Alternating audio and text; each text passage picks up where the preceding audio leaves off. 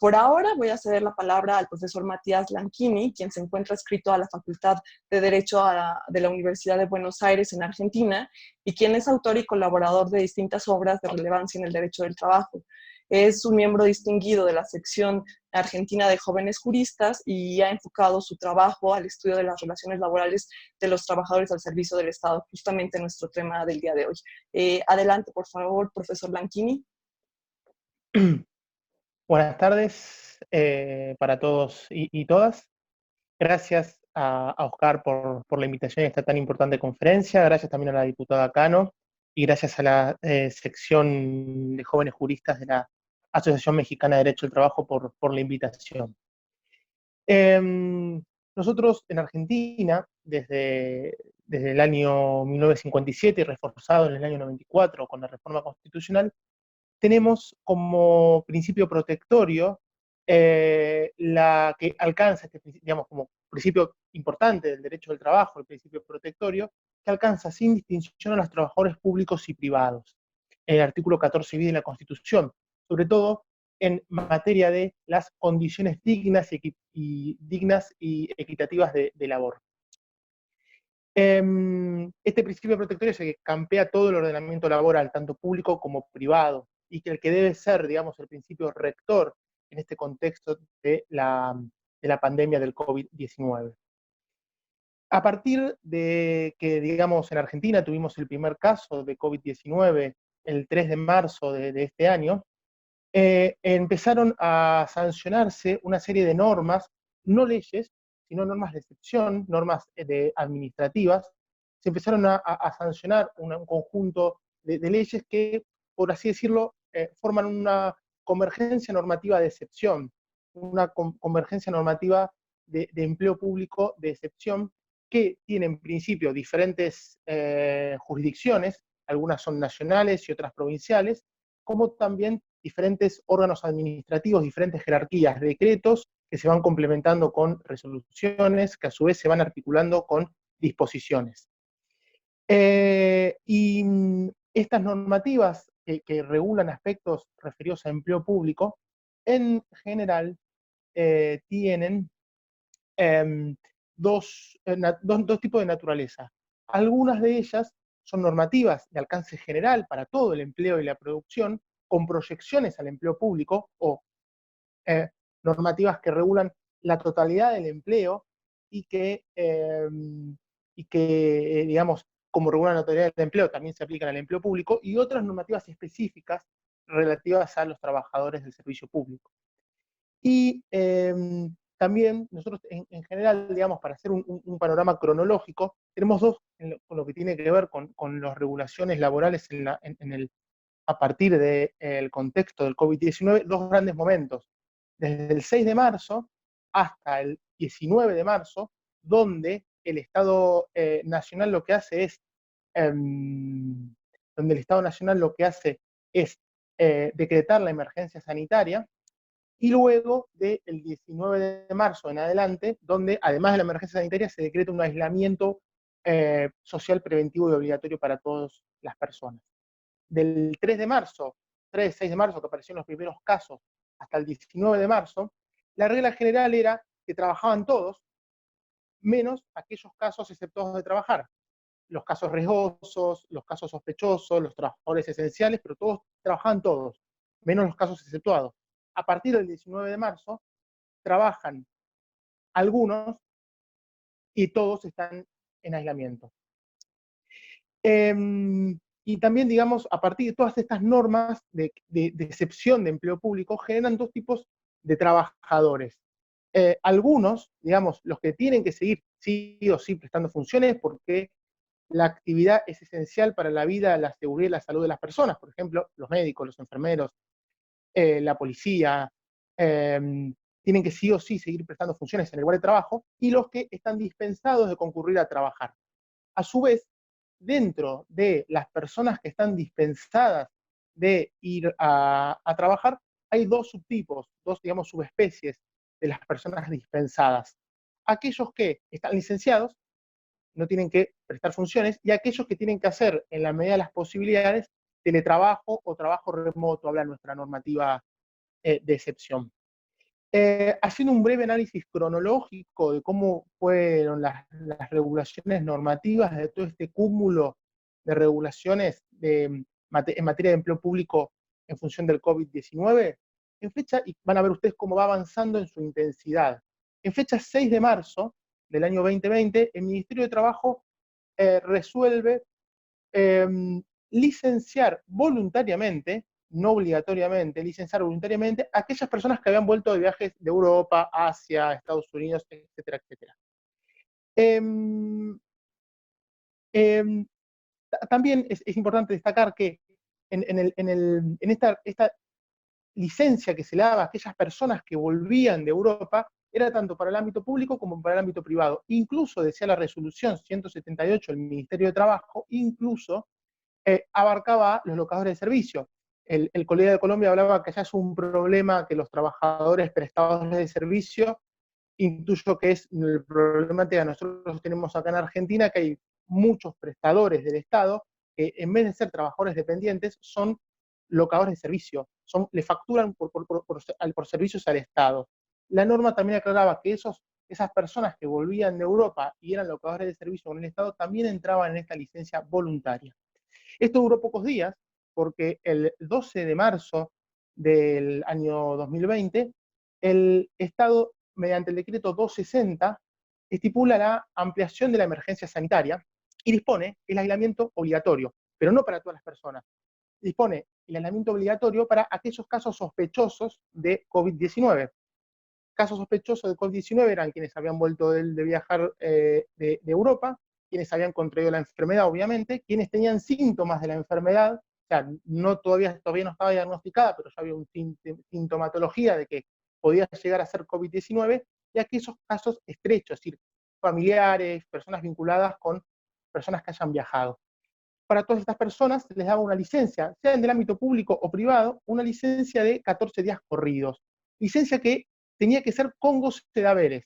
Pero a diferencia de la resolución anterior del Ministerio de Trabajo, este decreto presidencial determinaba que la licencia era obligatoria, no voluntaria. Antes era voluntaria, el trabajador podía usufructuarla o no, y ahora era obligatoria. Además, también esta licencia, establecía el decreto, debía ser con goce de haberes. A partir de este decreto, comenzaron una serie de resoluciones inferiores que iban reglamentando o complementando esta resolución. En primer lugar, se estableció que esta licencia de 14 días corridos, también, además de los casos sospechosos de la gente que había vuelto de Europa, también debía ser extensible a los grupos de riesgo. A partir de la resolución 207 del Ministerio de Trabajo, todos los trabajadores públicos o privados, sin distinción, que estén dentro de un grupo de riesgo hablamos de personas de más de 60 años, personas que son asmáticas, con enfermedades, antecedentes de enfermedades cardiovasculares, enfermedades respiratorias, EPOC, etcétera, etcétera, también podían entrar en este aislamiento obligatorio, pero sectoriales todavía no es general. Podían, digamos, hacer usufructo de esta licencia. Y también esta resolución tiene dos cosas novedosas. En primer lugar, algo que desde mi opinión fue razonable, esta resolución 207 podía prohibir las licencias del personal de la salud, es decir, o del personal que se consideraba esencial. Pueden decir, todos ustedes no pueden tomarse vacaciones, no pueden tomarse licencias extraordinarias mientras dure digamos, el estado de pandemia. Con la excepción de que la única licencia permitida es una licencia que es novedosa en nuestra legislación, que es la licencia por violencia de género. Aquella mujer que realiza una denuncia por haber sido violentada tiene una licencia extraordinaria. Bueno, todas las licencias de personal de salud se suspendían, excepto la licencia por violencia de género. Y también establecía, producto de que se suspendieron las clases de niveles iniciales, secundarios y terciarios, las clases presenciales están suspendidas todavía, en ese momento se estableció una licencia especial para cuidado de los hijos menores de aquellos progenitores. Este estado, digamos que que es una primera fase del aislamiento, es una primera fase en donde los trabajadores están todos trabajando, salvo las excepciones, casos sospechosos, grupos de riesgo, etcétera, etcétera. A partir del avance de la enfermedad o para evitar el avance exponencial de los casos, el gobierno nacional, en fecha 19 de marzo, decreta el aislamiento preventivo, social y obligatorio. Ahora cambia el principio general, es todos en la casa, menos los trabajadores de los servicios esenciales, de las actividades esenciales. El artículo 2 dice textualmente, se deben abstener de concurrir a sus lugares de trabajo. Y esta normativa también es para los empleados públicos y privados sin distinción. Esta abstención de concurrir a los lugares de trabajo es sin disminución de la remuneración, lo cual al empleador le trae un perjuicio económico grave, porque está vendiendo poco o nada en función de la crisis económica producto de la pandemia, pero debe mantener al trabajador su salario. Y el artículo 7 del decreto 297 del año 2020, que decreta el aislamiento social preventivo y obligatorio, enumera aquellas actividades que están, digamos, exceptuadas de lo que se dice, comúnmente se le dice la cuarentena, del aislamiento. Y este artículo 6 refiere a trabajadores del sector público y privado indistintamente. El sector público, lo que a nosotros nos interesa, exceptúa de este aislamiento, obviamente, al sector sanitario, salud, todo lo que tiene que ver con el control de tráfico aéreo, los bomberos, el Servicio Meteorológico Nacional, las autoridades, digamos, superiores de los gobiernos municipales y provinciales, los diplomáticos, los jueces de turno y personal judicial de turno, la Casa de Moneda, los servicios básicos de electricidad y agua. En estos casos, estos empleados públicos están exceptuados de concurrir al sector están exceptuados, perdón, de la cuarentena y tienen que concurrir a trabajar de manera normal y habitual. Obviamente, el empleador está obligado, por normativas de higiene y seguridad, a darle los elementos de protección adecuados para que evitar el contagio y la propagación del virus. Asimismo, el gobierno nacional, para premiar el esfuerzo y la labor de los empleados del sector salud, en fecha 26 de marzo, decretó decretó que a los trabajadores del sector salud, públicos y privados, se le debe pagar una suma de 5.000 pesos mensuales por los meses de abril, mayo, junio y julio, suma de 5.000 pesos que se hace cargo el propio Estado, aún los sanitarios privados, es decir, aún en empresas de la salud que acá están permitidas, nosotros tenemos un sistema de salud mixto con sanatorios privados y sanatorios públicos. Aún a los trabajadores del sector privado es el Estado que se hace cargo de este estímulo de 5.000 pesos. Incluso también se les paga este estímulo a aquellos trabajadores que son locadores de servicios, pero que tienen una relación de continuidad con el sanatorio o con el hospital. Sin perjuicio de que este personal esencial está, digamos, eximido de hacer la cuarentena y debe concurrir a trabajar, siempre y cuando el empleador le debe garantizar los mecanismos y los elementos de protección personal, la gran mayoría de los trabajadores públicos está exceptuado de concurrir a trabajar. Y acá tenemos dos situaciones. Algunos de ellos están licenciados, mientras que otros están obligados a prestar tareas mediante teletrabajo o trabajo remoto. Lo cierto es que la normativa no es muy específica respecto a qué es trabajo remoto, en qué situaciones, quiénes, cómo, dónde, cuándo. Da simplemente en pocos artículos y pocos detalles, dice nada más que en caso de ser posible, en caso de ser posible, debe darse tareas mediante teletrabajo, en caso de que la naturaleza de la prestación así lo haga posible, pero no da demasiados más detalles de cómo debe ser, y habla de que cada director de cada unidad estatal debe consensuar con sus trabajadores el modo en que va generando los trabajos remotos o a domicilio. Lo cierto es que en la administración pública nacional hay escasos casos de trabajo remoto, porque el mismo día que se decreta el aislamiento social preventivo y obligatorio, el gobierno nacional también decreta la suspensión de todos los plazos y trámites administrativos. Entonces, muchos trabajadores que están abocados a sus trámites administrativos no tienen teletrabajo o trabajo remoto para hacer. Por ejemplo, se han prorrogado licencias ambientales, se han suspendido y prorrogado mandatos sindicales, por lo tanto el trabajador del Ministerio de Trabajo que está abocado a un trámite administrativo específico, una elección sindical, no puede hacerlo en su casa porque en realidad está prorrogado y suspendido ese trámite. Por lo tanto, digamos, hay una disminución de la potencialidad del teletrabajo en función de esta suspensión de trámites y plazos administrativos. Y luego de ello, en materia de estabilidad laboral, se establecen dos importantes normativas. Una para el sector privado, con proyección al sector público, y otra específicamente del sector público. En primer lugar, el Estado, en fecha 31 de marzo de este año, mediante el decreto 329, prohibió los despidos en el sector privado.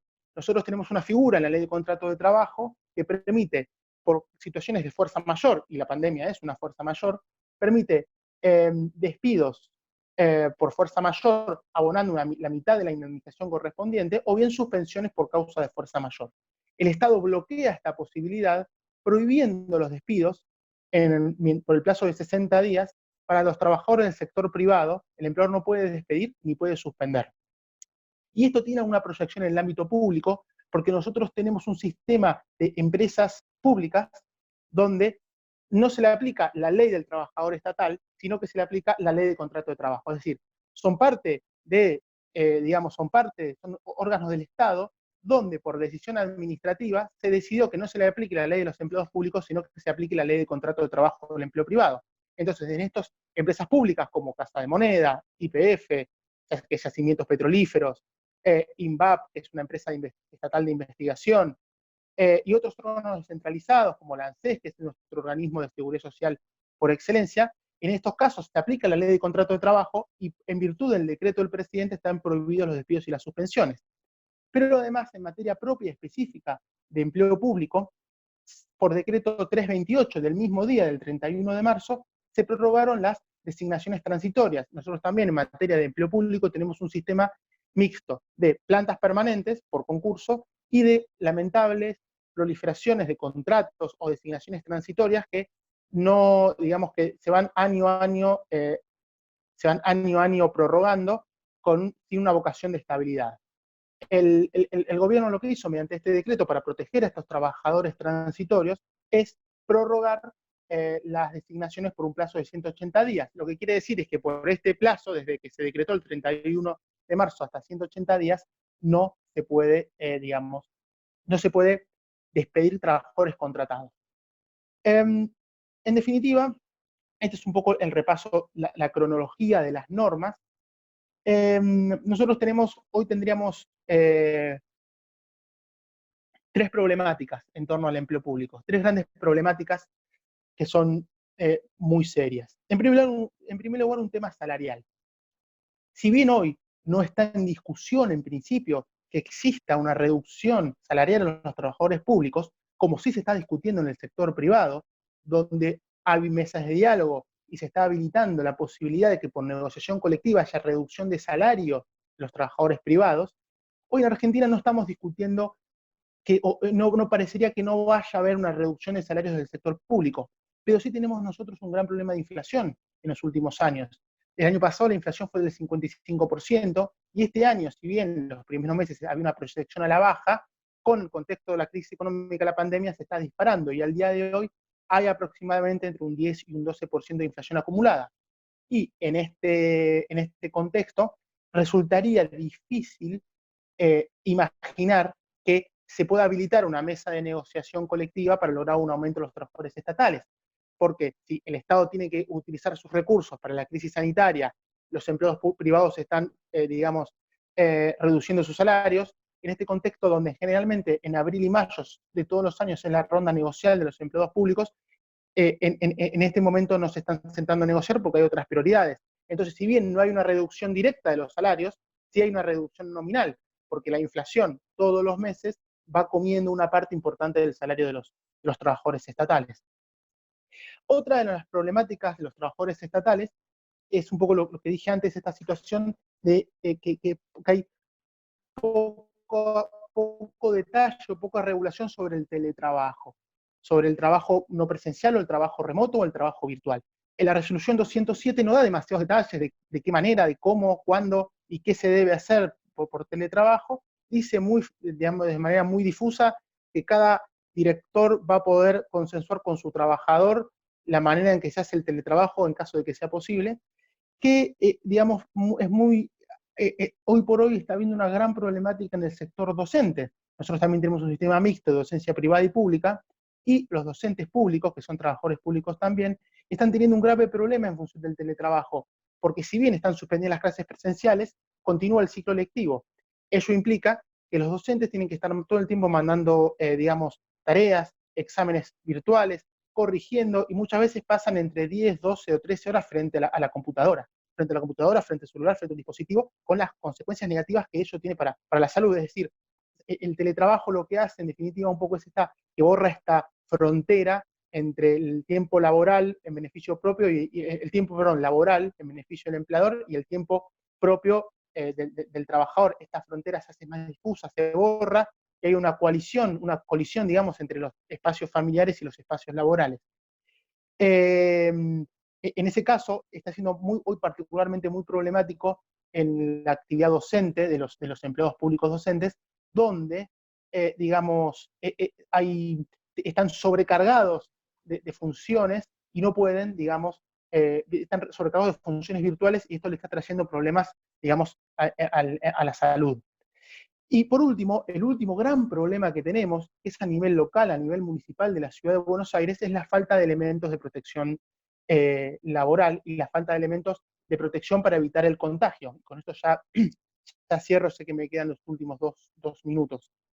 El gobierno de la ciudad, nosotros tenemos un sistema de la ciudad autónoma de Buenos Aires, que tiene su propio, es como si fuera una provincia más, para que se entienda, que el gobierno de la ciudad autónoma de Buenos Aires viene teniendo políticas de ajuste severos al sector salud. Se estima que desde que asumió esta ideología de gobierno en el gobierno de la ciudad de Buenos Aires, valga la redundancia, en el año 2007 se redujo un 35% el presupuesto del sector salud. En función de ello, sucede que el sector salud tiene menos recursos, y ya antes de la declaración de pandemia y de la declaración de aislamiento había problemas de ropa de trabajo y de elementos. Con la declaración de la emergencia sanitaria producto de la pandemia, esto explota por todos lados, porque los trabajadores de los hospitales públicos del gobierno de la Ciudad de Buenos Aires, ya que no son nacionales, sino que son propiamente locales del gobierno de la Ciudad de Buenos Aires, no tienen elementos de protección personal, no tienen barbijos, no tienen ropas de trabajo, no tienen, digamos, ningún elemento de los recomendables para evitar el contagio del COVID. Y están expuestos al contagio. Y además no pueden no prestar tareas, porque si no, en muchos casos hay abandono de personas en los centros sanitarios. Es por ello que recientemente se ha presentado una acción de amparo en la que he participado, donde se le pedía al gobierno de la ciudad que otorgue a los trabajadores los elementos de protección personal. Y en los autos Catalano contra Gobierno de la Ciudad de Buenos Aires del día de ayer, sentencia reciente, el juez del Juzgado Contencioso Administrativo número 15 de la Ciudad de Buenos Aires obliga al gobierno de la ciudad a que entregue los elementos de protección personal a los trabajadores de la salud, que realmente están muy expuestos, jugándose la vida para intentar contener el avance de la pandemia, y están realmente en una situación muy, muy precaria por la falta de estos insumos. Muchas gracias. Muchísimas gracias, profesor Lanchini, por esta síntesis, y me gustaría resaltar un punto muy importante que ha dicho y que tal vez para toda América Latina va a ser similar: la falta de regulación para el teletrabajo, que es para nosotros, para América Latina, un tema relevante, importante y nuevo, y que tal vez con esta crisis se pueda regular en un futuro. Otro punto que me gustaría resaltar es tal vez que toda América Latina está viviendo la falta de protección y de insumos para su personal de salud.